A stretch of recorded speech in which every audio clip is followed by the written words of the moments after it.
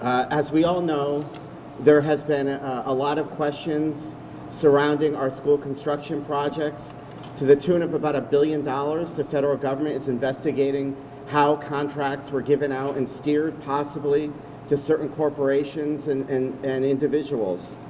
And questions are arising over who profited from that. And we know that there is a criminal investigation now pending.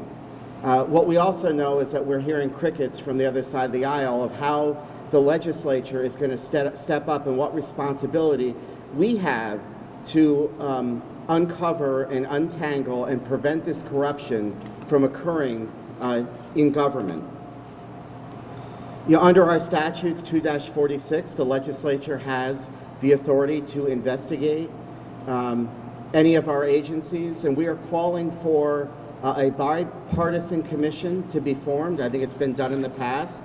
I would suggest we have 2 members of each caucus come together and form a committee that would have the power to investigate these wrongdoings. And specifically, one of the things that we found troubling in this whole thing from a legislative standpoint is that what gave rise for school construction being moved into the Office of Policy and Management, a partisan governmental office, was done through a memorandum of understanding process, where essentially we circumvented, or the governor circumvented state statute, and the DAS commissioner delegated all of its authority over school construction along with his staff to the Secretary of OPM.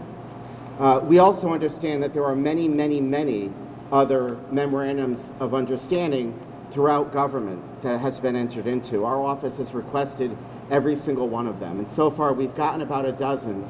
But we believe that this commission needs to look into all of these memorandums, which in my opinion are being used to circumvent good government and the transparency of process. How did we get here?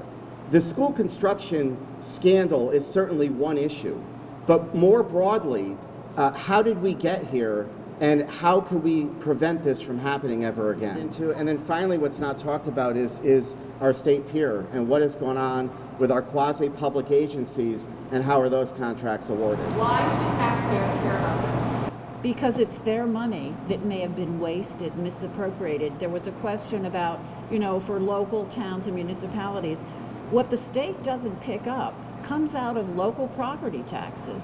So if I know that there was a bid where someone was paying above what they should have done, that's coming out of my taxpayer's pocket.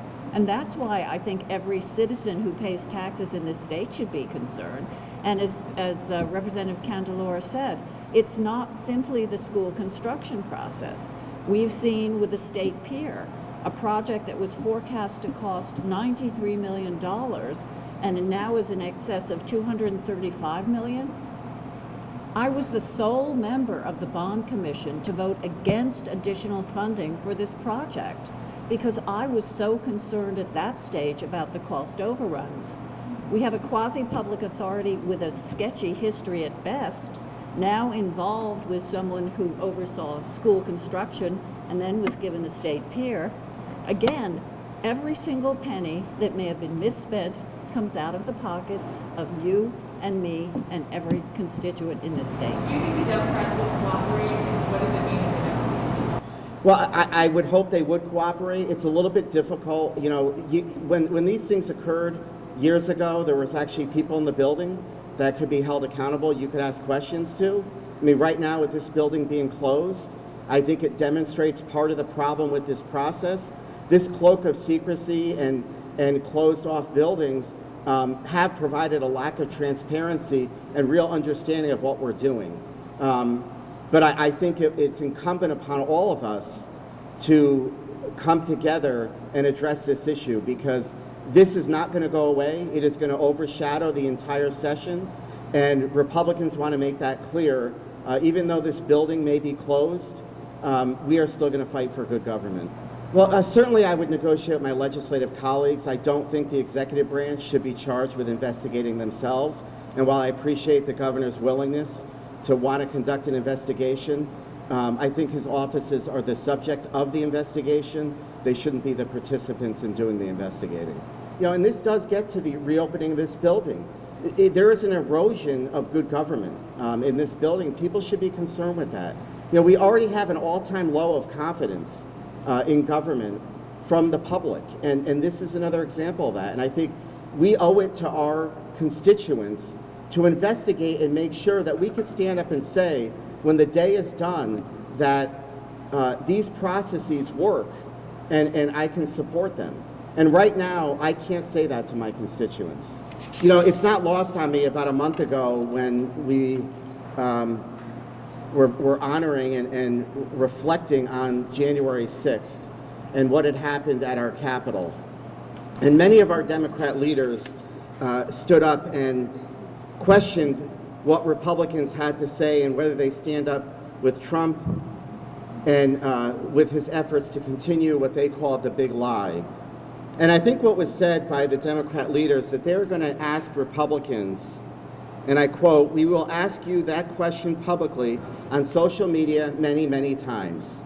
And so we are here to say that Republicans are going to be asking Democrats throughout the entire committee process and session many, many times, do you stand with corruption or do you stand with good government?